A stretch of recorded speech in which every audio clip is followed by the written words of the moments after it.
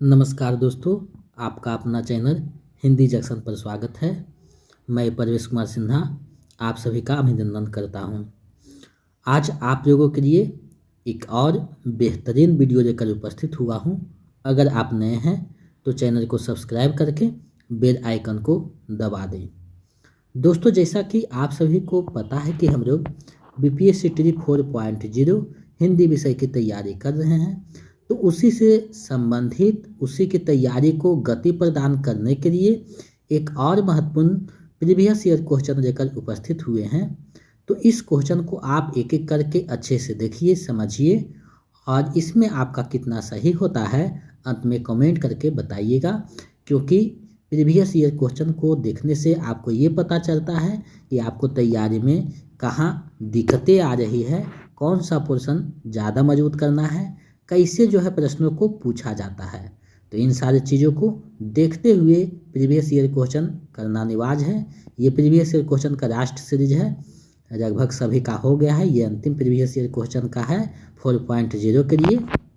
उसके बाद जो है प्रैक्टिस सेट चलेगा और क्लास व्याकरण का चलेगा, साथ ही साथ सेट का भी चलता रहेगा और क्वालिफाई पेपर का भी स्टार्ट होगा। तो मेरे चैनल पे सभी चीज़ों का जो है बेजोड़ संग्रह दिया गया है, आप वहाँ से हिंदी की संपूर्ण तैयारी कर सकते हैं। तो चलिए देखते हैं आज कौन सा प्रश्न को देखने वाले हैं। तो आज हम लोग जैसा कि आप देख पा रहे हैं previous year question BPSC tree 1.0 TGT, यानी कि बीपीएससी ट्री 1.0 के टीजीटी के प्रश्न को देख रहे हैं, यानी 9 to 10 के प्रश्नों को देखने वाले हैं। 9 to 10 वर्ग में जो प्रश्न पूछा गया था बीपीएससी ट्री 1.0 में, उसी के हिंदी प्रश्नों को देखने वाले हैं। यानी प्रीवियस ईयर क्वेश्चन है ये 1.0 के हाई स्कूल का, यानी 11th 12th का नहीं, 9 to 10 का है ये। तो टीजीटी से 9 to 10, जूनियर टीजीटी से 6 to 8 समझिएगा। अगर आप बीपीएससी ट्री 4.0 के टीजीटी पीजीटी यानी 6 से लेकर 12 तक हिंदी के किसी भी वर्ग की आप तैयारी कर रहे हैं तो ये वीडियो आपके लिए महत्वपूर्ण होने जा रहा है। लगभग सभी प्रीवियस ईयर क्वेश्चन करवा दिया गया है। अगर आप नहीं देखे हैं तो वीडियो के डिस्क्रिप्शन में सभी का लिंक लगा हुआ है, और जो प्रैक्टिस सेट करवाया गया है 27 उसका भी लिंक है, जो लेक्चर हुआ है उसका भी लिंक है, और जो सेट हो रहा है उसका भी लिंक है।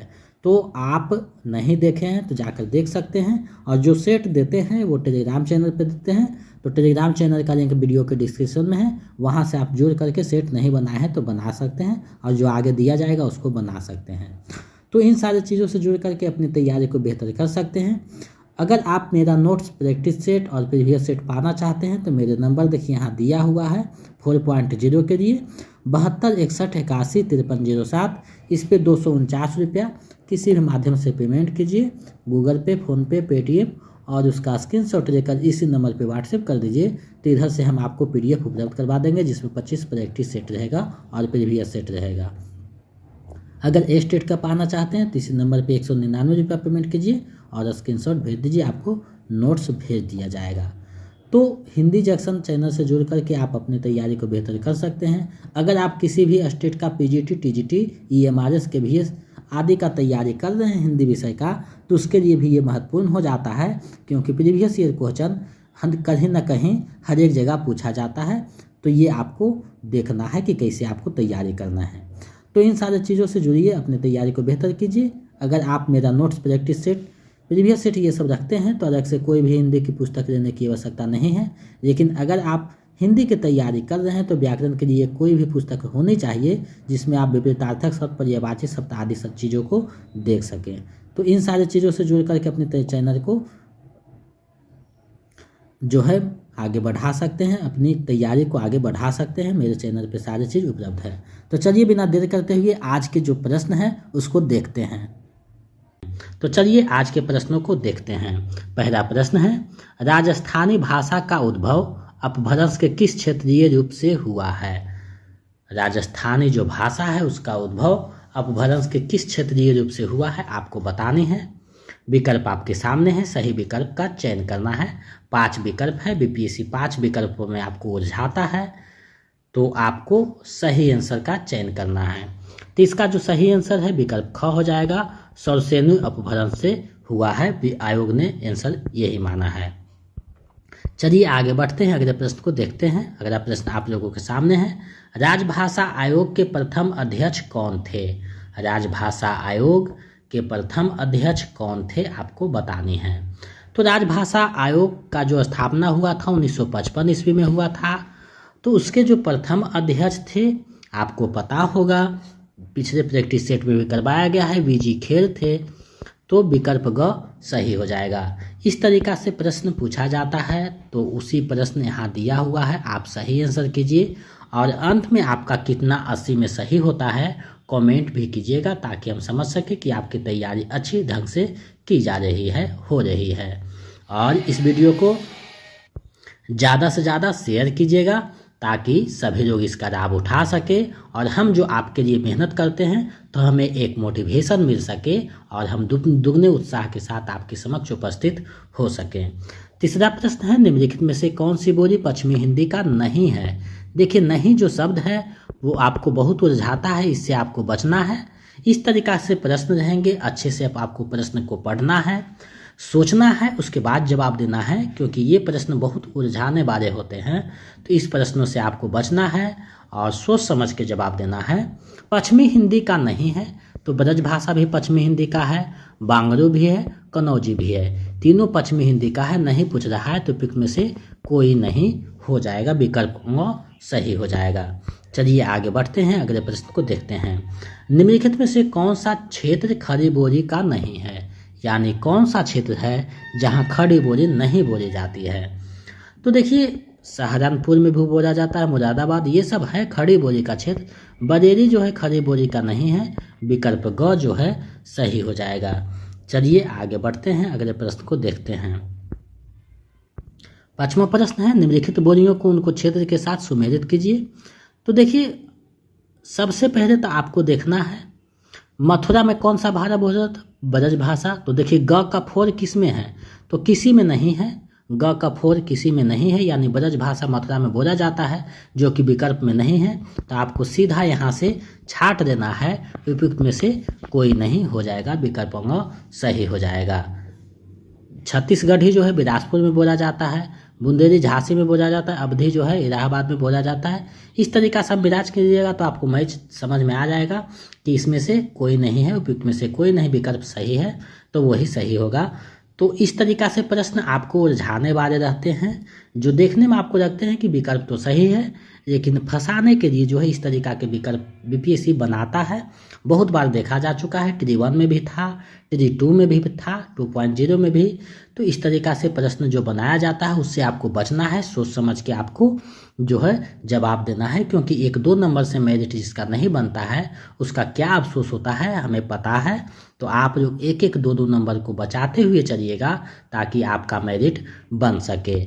चलिए आगे बढ़ते हैं, अगले प्रश्न को देखते हैं। अगला प्रश्न है, हिंदी भाषा के विकास के लिए विशेष निर्देश भारत के संविधान के किस अनुच्छेद में है? यानी किस अनुच्छेद में विशेष निर्देश दिया गया है हिंदी भाषा के विकास के लिए? तो वैसा जो है अनुच्छेद 351 में की गई है, विकल्प क जो है सही है। चलिए आगे बढ़ते हैं, अगले प्रश्न को देखते हैं। अगला प्रश्न क्या कहता है, अब तक की जानकारी के अनुसार हिंदी भाषा में हिंदी साहित्य के इतिहास लेखन का सबसे पहला प्रयास किस विद्वान का है? हिंदी भाषा में, ये चीज़ पे आपको प्रश्न को अच्छे से समझना है।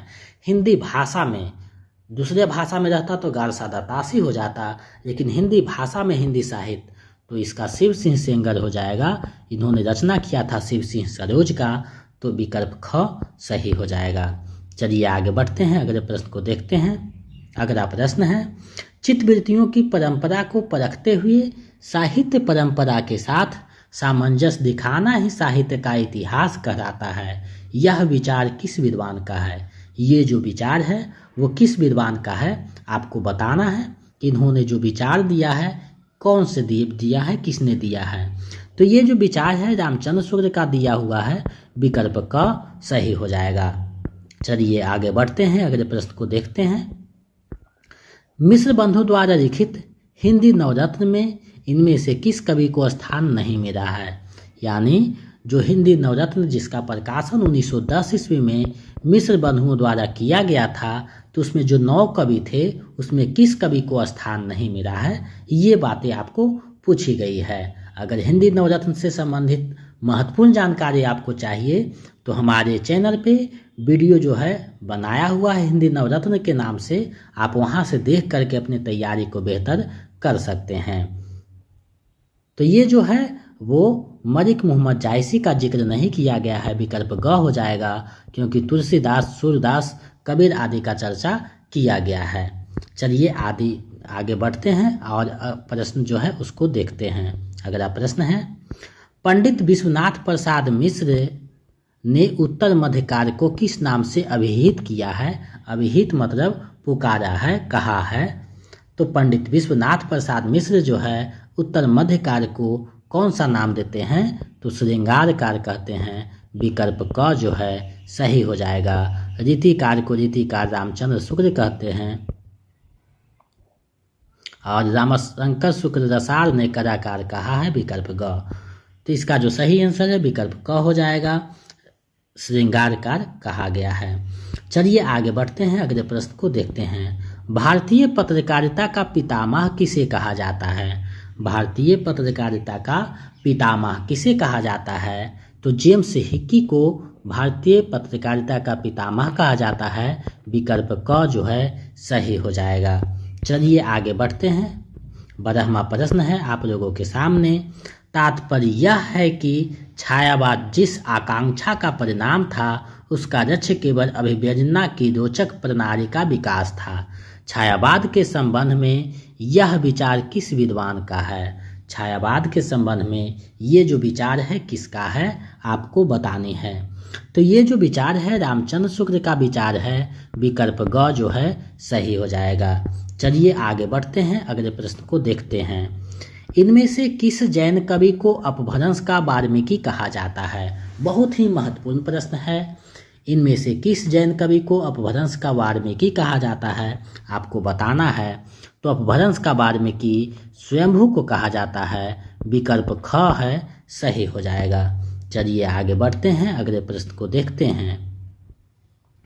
निम्नलिखित दार्शनिक मतों को उनके प्रवर्तक आचार्यों के साथ सुमेलित कीजिए तथा नीचे दिए गए कूट से सही कूट का चयन कीजिए। यानी कौन सा सही है उसका आपको मिलान करना है। तो आपको मिलान करना है विशिष्टा का जो है रामानुजाचार्य का कटु। तो देखिए का कटु किसी में नहीं है, तो इससे संबंध में आ रहा है कि इनमें से कोई नहीं होगा, क्योंकि विशिष्टाद्वैतवाद के रामानुजाचार्य हैं और अद्वैतवाद के जो हैं शंकराचार्य हैं, शुद्धाद्वैतवाद के जो है वल्लभाचार्य हैं, अद्वैताद्वैत के निम्बार्काचार्य है। इस प्रकार से आप देखिएगा तो पता चलेगा इनमें से कोई नहीं विकल्प सही है, तो विकल्प अंग सही हो जाएगा। तो इस तरीका से मिलान करने वाले जो प्रश्न रहते हैं, फंसाने वाले जो प्रश्न रहते हैं, आपको फंसाने के लिए एग्जामिनर जो है इस तरीका से प्रश्न को सेट करता है ताकि आप उलझ सकें, अपने जो आंसर है उसको गलत कर सकें, ताकि आपका मेरिट कम हो सके। तो इस तरीका से जो प्रश्न रहता है उसको आप अच्छे से पढ़िएगा, समझिएगा, उसके बाद जवाब देना है ताकि गलत ना हो। तो इसका जो सही आंसर है विकल्प अंग हो जाएगा, उपयुक्त में से कोई नहीं। चलिए आगे बढ़ते हैं, अगले प्रश्न को देखते हैं। अगला प्रश्न है, प्रगतिवाद केवल साम्यवादी मार्ग को ही अपनाने के लिए विवश है, जबकि प्रगतिशील किसी भी वाद विशेष से आबद्ध नहीं होता। यह विचार किस विद्वान का है? ये जो विचार है वो किस विद्वान का है, आपको बतानी है। तो ये जो विचार है आप सभी को पता होनी चाहिए, गणपति चंद्रगुप्त का ये दिया हुआ विचार है। विकल्प ग सही हो जाएगा। चलिए आगे बढ़ते हैं। आप लोग वीडियो को ज़्यादा से ज़्यादा शेयर करें ताकि हमें जो है एक उत्साह मिल सके और हम दुगने उत्साह के साथ आप लोगों के समक्ष उपस्थित हो सकें, क्योंकि हमें समय बहुत कम मिलता है और आपका जब प्रोत्साहन मिलता है तो हम जो है समय को मैनेजमेंट करते हुए आपके समक्ष चीज़ों को प्रस्तुत करते हैं। परपद्यवाद के अंतर्गत इनमें से किस रचनाकार का नाम सम्मिलित नहीं है? यानी परपद्यवाद यानी नकेनवाद, जिसे नकेनवाद कहा जाता है, 1956 में नकेनवाद का स्थापना हुआ था। तो उसमें कौन से कवि हैं जो शामिल नहीं हैं, यानी नकेनवाद में कौन से कवि नहीं आते हैं? तो देखिए, नरेंद्र बिरोचन शर्मा भी आते हैं, केसरी कुमार भी आते हैं, लेकिन नंद किशोर आचार्य नहीं आते हैं। तो विकल्प ख सही हो जाएगा, क्योंकि नहीं पूछा गया है। इसके जगह पे एक नरेश आते हैं। तो नकेनवाद तीनों के फर्स्ट नाम को लेकर के नकेनवाद नाम दिया गया, जिसे परपद्यवाद भी कहा जाता है। तो इस तरीका से भी प्रश्न पूछा जा सकता है कि परपद्यवाद को और किस नाम से जाना जाता है, या नकेनवाद को और किस नाम से जाना जाता है। तो इन सारी चीज़ों को आपको ध्यान रखना है। चलिए आगे बढ़ते हैं, अगले प्रश्न को देखते हैं। अगला प्रश्न है, शमशेर मुर्श के कवि हैं, किसी विजन के नहीं। यह कथन किस विद्वान का है? यानी शमशेर बहादुर सिंह जो है मुर्श के कवि हैं, किसी विजन के नहीं। ये जो कथन दिया गया है, ये किसका कथन है? तो ये जो कथन है मरियज के द्वारा कहा गया है। विकल्प क सही हो जाएगा। चलिए आगे बढ़ते हैं, नेक्स्ट प्रश्न को देखते हैं। इनमें से कौन छायावादी कवि अपने रचनाकार के अंतिम दौर में प्रगतिवाद के भौतिक दर्शन के साथ साथ अरविंद दर्शन से प्रभावित हुआ? देखिए, प्रश्न को घुमाया जाता है शब्दों में, तो आपको उलझना नहीं है। अरविंद दर्शन का जहाँ भी चर्चा होगा तो सुमित्रानंद पंत हंसते हुए आएंगे। तो विकल्प ख सही हो जाएगा। चाहे किसी भी प्रकार से प्रश्न को घुमा दे, आपको सुमित्रानंद पंत अरविंद दर्शन याद रखना है। चलिए आगे बढ़ते हैं। अगला प्रश्न है, भूरी कहत नवरस सुकवि सकर मूर सिंगार। यह विचार रीतिकार के किस आचार्य का है? ये जो विचार है वो रीतिकार के किस आचार्य का दिया हुआ है, आपको बताने हैं। तो चिंतामणि का भी नहीं है, कुलपति मिश्र का नहीं है, प्रताप शाही, तीनों का नहीं है। तो विकल्प में से कोई नहीं हो जाएगा। चलिए आगे बढ़ते हैं। इन आचार्यों में से अलंकारवादी आचार्य कौन है? यानी कौन जो आचार्य हैं वो अलंकारवादी हैं? तो अलंकारवादी आचार्य का जहाँ भी नाम आएगा तो केशवदास सबसे पहले आएंगे। विकल्प ग सही हो जाएगा। केशवदास को अलंकारवादी आचार्य भी कहा जाता है। चलिए आगे बढ़ते हैं। देखिए, प्रश्न इस तरीका से पूछा जाता है, निम्नलिखित कथनों स्थापना और तर्क ब पर विचार कीजिए और नीचे दिए गए कुछ से सही विकल्प का चयन कीजिए। स्थापना देखिए किया जा रहा है, पाश्चात्य समीक्षा शास्त्र से परिचित होने के बाद हिंदी आलोचना का स्वरूप बदला है। अब कृति की मूल प्रवृत्तियों एवं शाश्वत तत्वों पर विवेचन होने लगता है।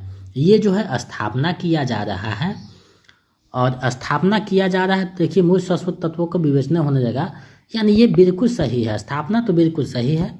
आगे हम लोग जो है तर्क को पढ़ते हैं। संस्कृत पद्धति पर आधारित आलोचना में केवल शास्त्रीय पक्ष को महत्व मिलता है, अतः कृति के समस्त गुण दोषों का उद्घाटन नहीं हो सकता है। तो ये भी सही है। दोनों जो है स्थापना और तर्क दोनों सही है। अब विकल्प पे विचार करते हैं तो अ और ब, यहाँ ब होना चाहिए, टू है, दोनों सही है। विकल्प क सही हो जाएगा। चलिए आगे बढ़ते हैं, अगले प्रश्न को देखते हैं। अगला प्रश्न है, इनमें से कौन मनोवैज्ञानिक उपन्यासकार नहीं है?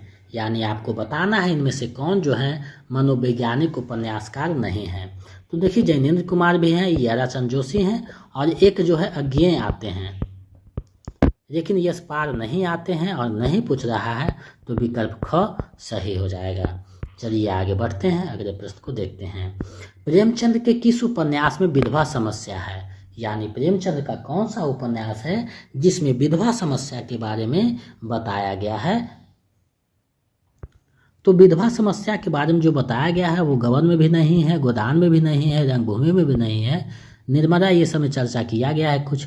तो ये विकल्प जो हो जाएगा इनमें से कोई नहीं हो जाएगा, विकल्प में से कोई नहीं। चलिए आगे बढ़ते हैं। जयशंकर प्रसाद के किस नाटक में तलाक और पुनर्विवाह की समस्या है?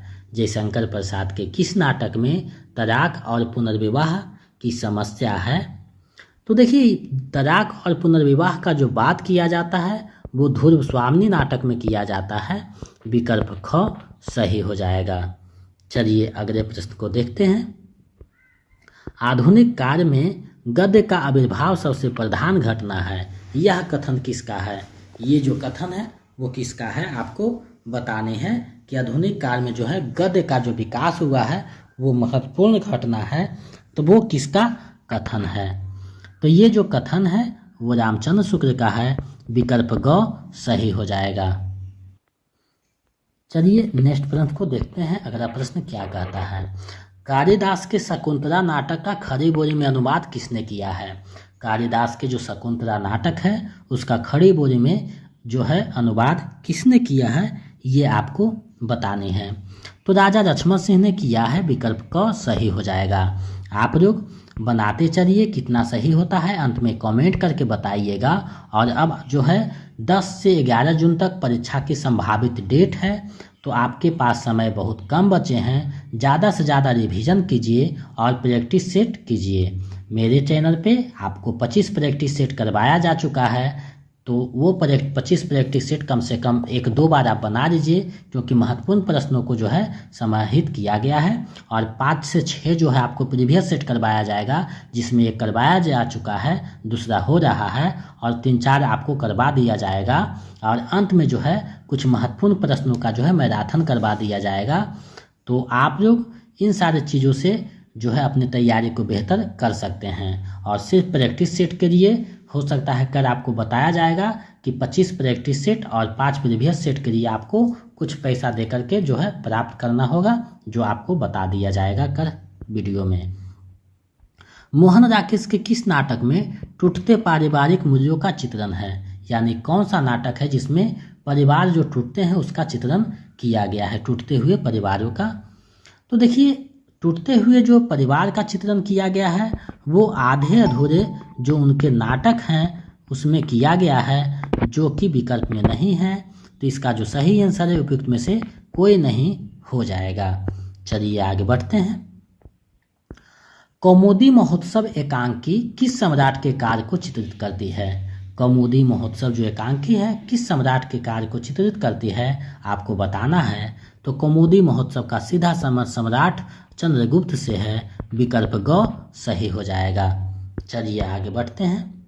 इनमें से कौन प्रगतिवादी परंपरा का कहानीकार नहीं है, यानी कौन से ऐसे कहानीकार हैं जो प्रगतिवादी परंपरा के नहीं हैं। तो देखिए, यशपाल भी प्रगतिवादी का है, रंगे राघव का भी है, लेकिन इंदिरा चंद्र जोशी मनोविश्लेषण का है। तो ये सही हो जाएगा क्योंकि नहीं पूछा गया है, तो विकल्प क सही हो जाएगा। चलिए नेक्स्ट प्रश्न देखते हैं। जिंदगी और गुलाब के फूल यह प्रसिद्ध कहानी संग्रह किसका है। जिंदगी और गुलाब का फूल ये जो प्रसिद्ध कहानी संग्रह है वो किसका है। तीनों का जो है ये नहीं है, मनु भंडारी का भी नहीं है, कृष्णा सुब्ती का भी नहीं, शिवानी का भी नहीं है। तो तीनों का नहीं है, तो इसका सही आंसर जो है उपयुक्त में से कोई नहीं हो जाएगा। चलिए आगे बढ़ते हैं, अगले प्रश्न को देखते हैं। अगला प्रश्न क्या कह रहा है। प्रताप नारायण मिश्र और बालकृष्ण भट्ट ने हिंदी गद्य साहित्य में वही काम किया जो अंग्रेजी में एडिसन और ऑस्टिन ने किया। यह विचार किसका है। ये जो विचार है वो किसका है, आपको बताने हैं। तो ये जो विचार है आप सभी को पता होनी चाहिए। ये जो विचार है वो रामचंद्र शुक्ल के द्वारा कहा गया है, तो विकल्प ख सही हो जाएगा। चलिए आगे बढ़ते हैं, अगले प्रश्न को देखते हैं। अगला प्रश्न क्या कहता है। 32वां प्रश्न है, निर्वैयक्तिकता का सिद्धांत किसका है। निर्वैयक्तिकता का जो सिद्धांत है वो किसका है। तो ये जो सिद्धांत दिया है इलियट ने दिया है, विकल्प ग सही हो जाएगा। चलिए नेक्स्ट प्रश्न को देखते हैं। साहित्य का उद्देश्य विवेचन किसने माना है।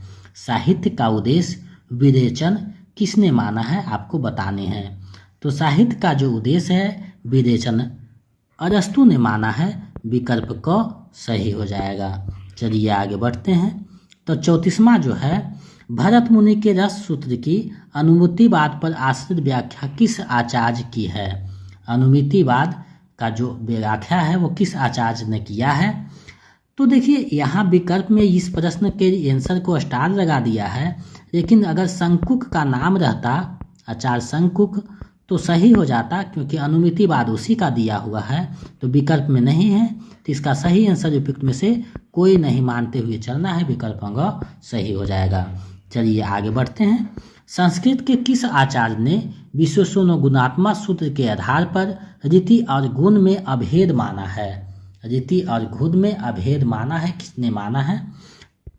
ऐसा मानने वाले जो आचार्य हैं वो आपको विकल्प में नहीं दिए गए हैं, और इसका जो जानकारी के लिए किताब में भी मैंने सर्च किया, नहीं पता चला, तो इसके लिए इस उपयुक्त में से कोई नहीं विकल्प माना है विभाग, तो इसी के अनुसार जो है बोर्ड का आंसर मान के चलेंगे, उपयुक्त में से कोई नहीं।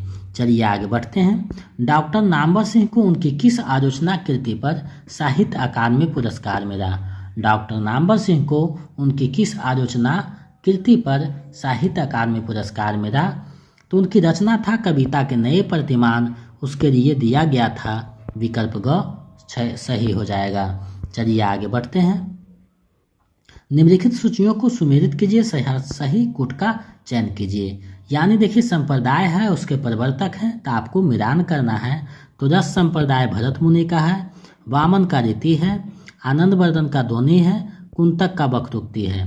अब देखिए क का 4, ख का जो है 1 है, तो इसका आप मिलान करिएगा तो आपका जो है ख सही हो जाएगा, विकल्प ख सही है। चलिए आगे बढ़ते हैं।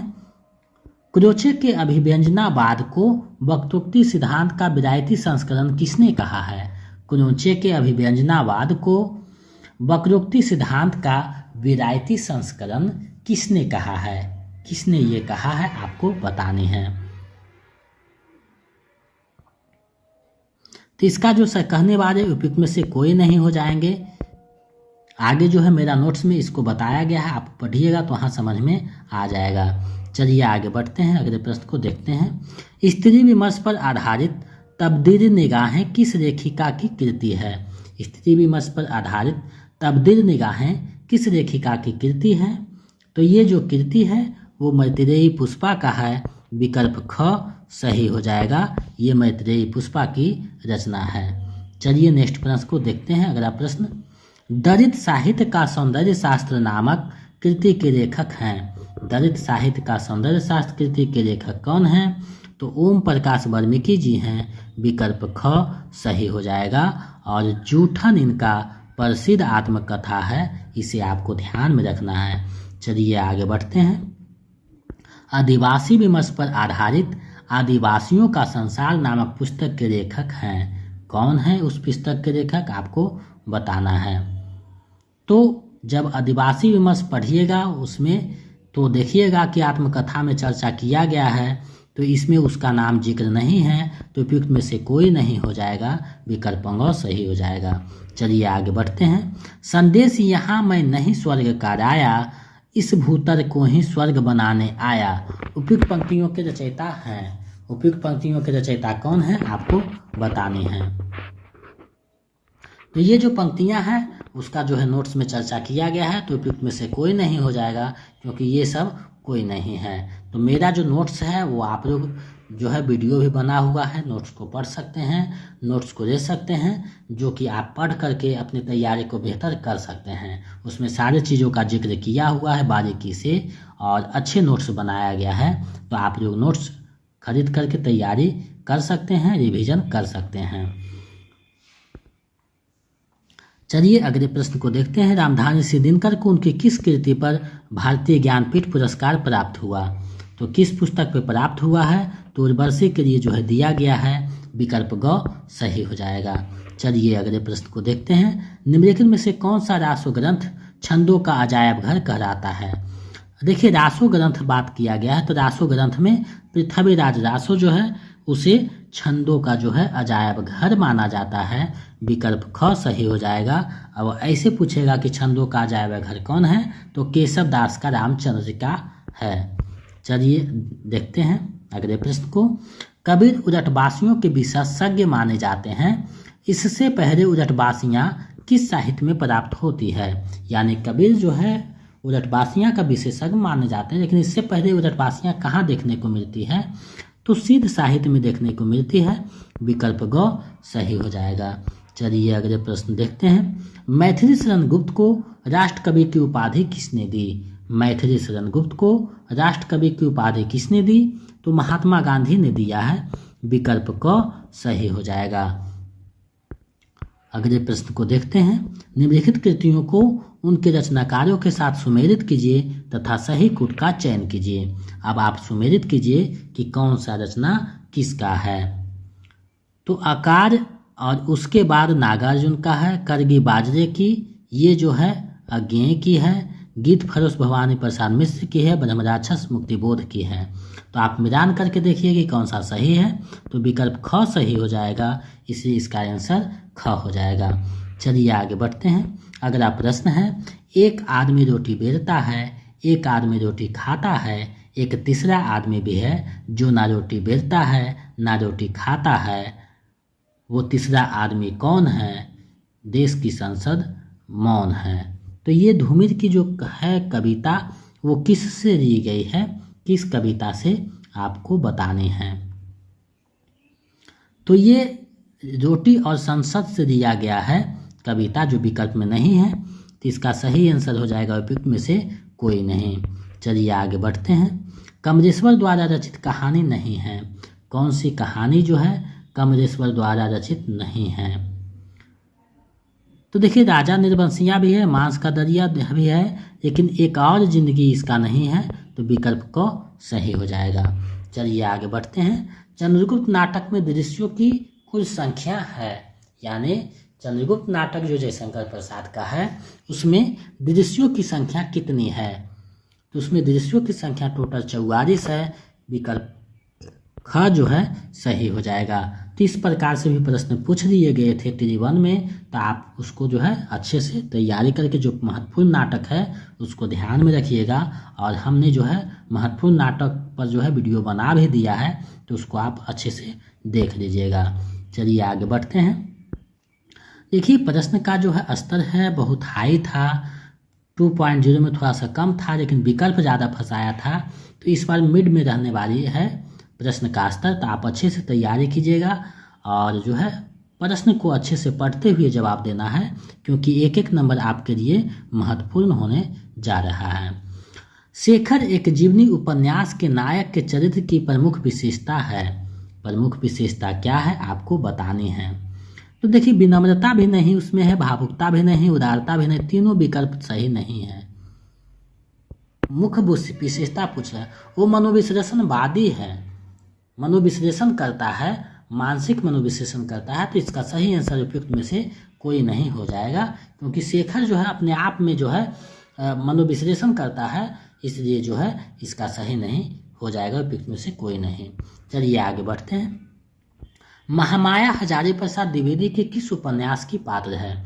महामाया हजारी प्रसाद द्विवेदी के किस उपन्यास की पात्र है? तो बाण भट्ट की आत्मकथा जो उपन्यास है उसके पात्र है। विकल्प ग सही हो जाएगा। जल्दी जल्दी हम लोग आगे बढ़ेंगे, क्योंकि समय हम लोग के पास कम है और डिटेल में जाएंगे तो लगभग 2-3 घंटा लग जाएगा। तो हम लोग जो है नोट्स में सारी चीज़ों को जो है बता दिया है। तो यहाँ पे आपको जो है सिर्फ सोल्व करवाया जाएगा, आपका जो है क्वेश्चन को कौन सा आंसर सही माना है, कैसे माना है, ये आप देख लीजिएगा। और जो है प्रैक्टिस आप लोग रेगुलर 1 से 2 करते रहिएगा। गैंग्रीन कहानी के लेखक कौन है? गैंग्रीन जो कहानी है उसके रचनाकार कौन है? तो गैंग्रीन कहानी के रचनाकार अज्ञेय जी हैं, जो कि विकल्प में नहीं है। तो उपयुक्त में से कोई नहीं हो जाएगा। तो आप देख सकते हैं कि उपयुक्त में से कोई नहीं विकल्प कि कितने आंसर बनाए गए हैं। अगर 1-2 रहता तो चल जाता, लेकिन आप देख पा रहे हैं बहुत सारे प्रश्न के आंसर उपयुक्त में से कोई नहीं है। तो इस तरीका से जो है आपको उलझाता है बोर्ड, तो अब इससे आपको बचना है। बहुत कम कहानी लिखकर भी सर्वाधिक लोकप्रियता प्राप्त कहानीकार इनमें से कौन है? तो देखिए चंद्रधर शर्मा गुलेरी बहुत कम कहानी लिखते हैं और इसमें जो है बहुत ज़्यादा प्रसिद्धि मिलती है। विकल्प ख सही हो जाएगा। चलिए आगे बढ़ते हैं। प्रजातंत्र और लोकतंत्र के नाम पर हमारे चारों ओर फलने फूलने वाली राजनीतिक संस्कृति के प्रतिनिधि पात्र बैर जी किस उपन्यास की सृष्टि हैं? यानी किस उपन्यास के पात्र हैं, किसके उपन्यास में ये पात्र आए हैं बैर जी, आपको बताना है। तो देखिए बैर जी का जो चर्चा है हम खोजने की प्रयास किया, लेकिन उपयुक्त में से कोई नहीं होना चाहिए। अब विभाग ने भी यही माना है, तो विकल्प सही हो जाएगा। चलिए आगे बढ़ते हैं। अमृत नागर का कौन सा उपन्यास महाकवि सूरदास पर आधारित है? तो खंजन नयन है।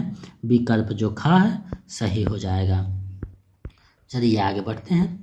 अगला प्रश्न है, जिसे संसार दुख कहता है वही कवि के लिए सुख है। धन और ऐश्वर्य, रूप और बर, विद्या और बुद्धि, ये विभूतियाँ संसार को कितना भी मोहित कर दे, कवि के लिए यहाँ जरा भी आकर्षण नहीं है। यह कथन गोदान के किस पात्र का है? ये जो कथन है गोदान के किस पात्र का है आपको बताना है। तो ये जो कथन है डॉक्टर मेहता का है, विकल्प क सही हो जाएगा। चलिए आगे बढ़ते हैं। देवसेना जयशंकर प्रसाद के किस नाटक की पात्र है? देवसेना जयशंकर प्रसाद के किस नाटक की पात्र है? तो स्कंद गुप्त नाटक के पात्र है, विकल्प ग सही हो जाएगा। चलिए आगे बढ़ते हैं। रघु मानव की महत्ता को किसने प्रतिपादित किया है? रघु मानव की जो महत्ता है उसको किसने प्रतिपादित किया है? तो विजय देव नारायण शाही ने किया है, विकल्प ख सही हो जाएगा। चलिए आगे बढ़ते हैं, अगले प्रश्न को देखते हैं। इनमें से किस लेखक के निबंध रजत निबंध विधान के प्रस्थान बिंदु थे? यानी रजत निबंध के जो है शुरुआत किससे माना जाता है? तो हजारी प्रसाद द्विवेदी से माना जाता है, विकल्प ख सही हो जाएगा। चलिए आगे बढ़ते हैं। अब देखिए निर्देश में जो है प्रश्न संख्या 61 से 65 तक इस खंड में नीचे दिए गए गद्यांश से संबंधित प्रश्न दिए गए हैं। सही विकल्प चुनकर उत्तर पत्रक में अंकित कीजिए। अब देखिए इस गद्यांश को आपको पढ़ना है, तो हम लोग पढ़ते हैं। राष्ट्रीयता के विकास के लिए भाषा एक महत्वपूर्ण तत्व है। भाषा ही एक ऐसा साधन है जिसके द्वारा मनुष्य और मानव समुदाय अपने भावों को एक दूसरे के सामने प्रकट करते हैं। जिस प्रकार पहाड़, नदी तथा समुद्र मनुष्य के आपस में मिलने जुलने में रुकावट पैदा करते हैं, वैसे ही भाषा की विभिन्नता मनुष्यों में पारस्परिक संबंध स्थापित करने में बाधक होती है। मनुष्य के विभिन्न समुदाय के अपने अपने आदर्श, विचार और अपनी अपनी भावनाएं होती है, जिनकी अभिव्यक्ति भाषा द्वारा होती है। संगीत और साहित्य की अभिव्यक्ति का साधन ही भाषा है। भाषा एक ऐसा साधन है जिससे मनुष्य एक दूसरे के समीप आ जाते हैं, उसमें घनिष्ठता स्थापित हो जाती है। यही कारण है कि एक भाषा बोलने वाले लोग परस्पर सहानुभूति रखते हैं। राष्ट्रीयता की भावना के लिए भाषा तत्व परम आवश्यक है। अब जो है इस गद्यांश से संबंधित प्रश्न है उसको हम लोग देखते हैं। उपयुक्त गद्यांश का सर्वाधिक उपयुक्त शीर्षक क्या होगा? तो इसका जो उपयुक्त शीर्षक हो भाषा का महत्व होगा, विकल्प ख सही है। चलिए आगे बढ़ते हैं। अभिव्यक्ति शब्द का अर्थ है।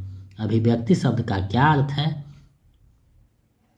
तो अभिव्यक्ति शब्द का अर्थ है सुथनी यानी प्रस्तुत करना, विकल्प ग सही हो जाएगा। चलिए आगे बढ़ते हैं, अगले प्रश्न को देखते हैं। प्रकट का विलोम शब्द क्या है? प्रकट जो है उसका विलोम शब्द क्या है? तो गुप्त है, प्रकट का गुप्त, विकल्प क सही हो जाएगा। नदी का पर्यायवाची शब्द कौन सा सही नहीं है? नदी का पर्यायवाची शब्द कौन सा सही नहीं है? तो ईरा सही नहीं है, विकल्प ख सही हो जाएगा। चलिए आगे बढ़ते हैं। गद्यांश का आशय है। गद्यांश का क्या आशय है आपको बताना है। तो भाषा की समानता मनुष्य को निकटता लाती है, विकल्प क जो है सही हो जाएगा। चलिए देखते हैं आगे प्रश्न जो है व्याकरण से संबंधित है। गुणवाचक विशेषण नहीं है। कौन जो है गुणवाचक विशेषण नहीं है? तो चौगुना जो है विशेषण नहीं है, गुणवाचक, विकल्प ख सही हो जाएगा। एक आंख से देखना मुहावरे का सही अर्थ क्या है? एक आंख से देखना मुहावरे का सही अर्थ क्या है?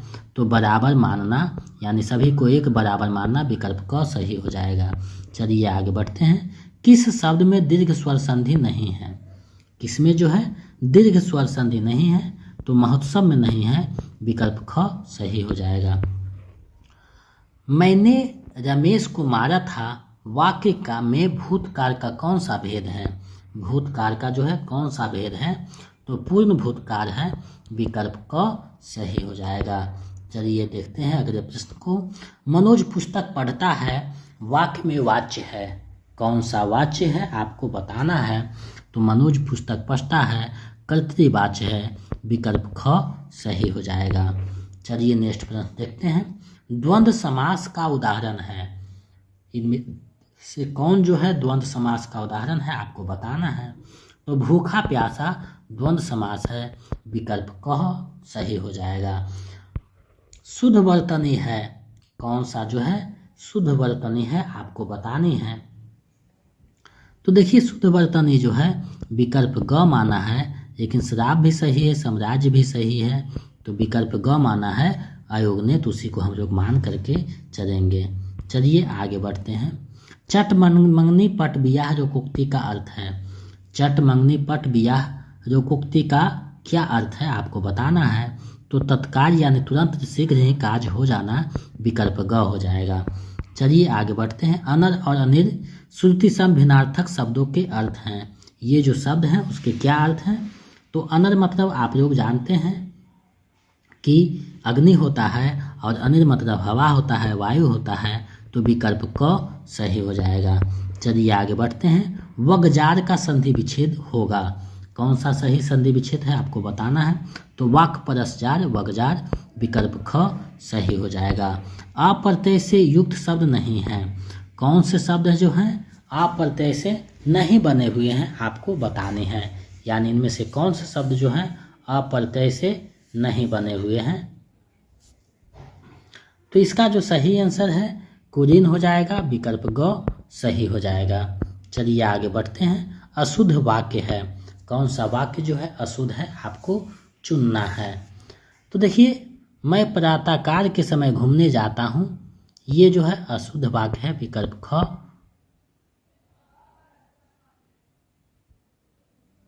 सही है। चलिए आगे बढ़ते हैं। अस्पताल में मरीज की मृत्यु हो जाने के बाद जब डॉक्टर इलाज के लिए आया, लोगों ने कहा कि रिक्त स्थान की पूर्ति कीजिए। उन्हें उसके स्थान पे जो कौन सा आएगा। लोगों ने कहा कि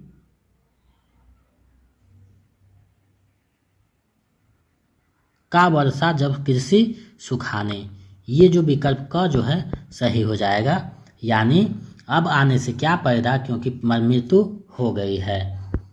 चलिए आगे बढ़ते हैं। दीर्घ समास का प्रयोग किस वाक्य में हुआ है। दीर्घ समास का प्रयोग किस वाक्य में हुआ है आपको बतानी है। तो देखिए, संख्यावाचक है चौराहा, तो दीर्घ समास इसमें आया है। विकल्प क सही हो जाएगा। चलिए इस वीडियो का अंतिम और 80वां प्रश्न देखते हैं। किस वाक्य में प्रेरणार्थक क्रिया का प्रयोग हुआ है। किस वाक्य में प्रेरणार्थक क्रिया आया है। तो पिता पुत्र से पत्र लिखवाता है, प्रेरणा देता है। विकल्प ख सही हो जाएगा। तो दोस्तों, आज मैंने आप लोगों को बीपीएससी टी 1 टीजीटी के प्रश्नों को करवाया है, यानी 9 to 10 के हिंदी के प्रश्नों को करवाया है। हमें पूरा विश्वास है कि आपकी तैयारी को गति प्रदान करेगा और आपकी तैयारी को मार्गदर्शित करता रहेगा।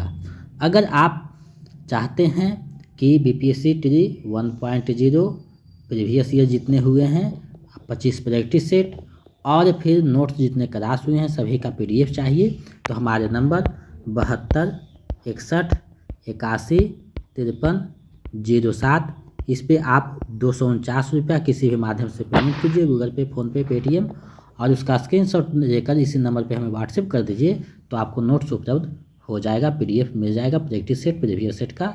और ए स्टेट के लिए पेपर 2 के लिए 199 रुपया इसी पे पेमेंट कर दीजिए और अपने स्क्रीनशॉट व्हाट्सएप कर दीजिए, तो इधर से आपको भेज दिया जाएगा। हो सकता है कि ए स्टेट पहले हो, 4.0 बाद में हो, ऐसा लग रहा है। देखिए आगे क्या होता है, नोटिफिकेशन आने के बाद ही पता चलेगा। तो हिंदी जंक्शन चैनल से जुड़ करके अपनी जो तैयारी है उसको गति प्रदान कर सकते हैं, क्योंकि हिंदी जंक्शन के माध्यम से लगभग 4000 प्लस बच्चों ने अपना लक्ष्य को प्राप्त किया है। आगे आप भी कर सकते हैं। संपूर्ण तैयारी करवाई जाती है हिंदी के लिए, अलग से कहीं भी देखने या पढ़ने की आवश्यकता नहीं है। मेरे चैनल पे आप रहिए, आपकी सारी तैयारी हो जाएगी। तो इस प्रैक्टिस सेट में आपका कितना सही हुआ है हमें कमेंट करके बताइए। मेरे साथ इतना देर तक बने रहने के लिए बहुत बहुत धन्यवाद। इसी तरह जो है आप हम पे विश्वास कीजिए, हम आपके जो है लक्ष्य को प्राप्त करने के लिए पूरी कोशिश करूंगा, मार्गदर्शित करूंगा और मटेरियल आपको समक्ष जो है उपलब्ध करवाता रहूँगा। तो ऐसे ही मेरे चैनल पे बने रहिए और जो है अपने तैयारी को करते रहिए। मिलते हैं एक नए वीडियो में। अगर आप नए हैं तो चैनल को सब्सक्राइब करके बेल आइकन को दबा दें, ताकि मेरे आने वाला वीडियो का नोटिफिकेशन आपको मिलता रहे। जय हिंद,